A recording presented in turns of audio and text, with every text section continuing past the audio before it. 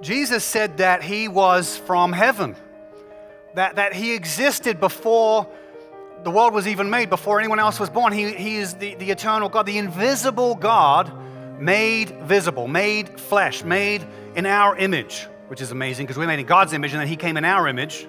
That's a double, triple, that's like Inception level truth right there.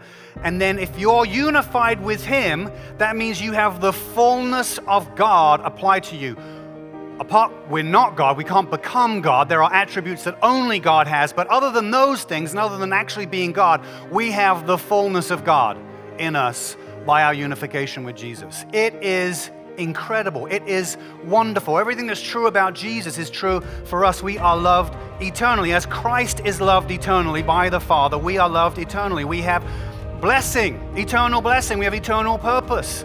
In God, we have eternal security. In God, because of this, we have access to the greatest joy because God has all the joy. There's no other truth that can fill your heart, that can gladden your heart than this truth. Is wonderful. It says that we're unified in these verses. We're unified in his death. We're unified in his burial. Just as he was crucified, we were nailed there with him. Just as he was put in that tomb in the grave, we were put there too. Just as he resurrected, there's a new life, a resurrection life for us. This is what physically happened in history was a historical event that happened.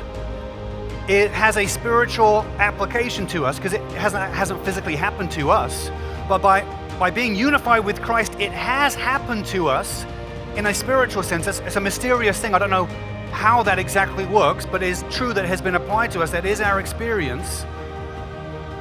It is a historical event with a powerful spiritual truth that transforms everything about us. When you like and subscribe, this video reaches more people.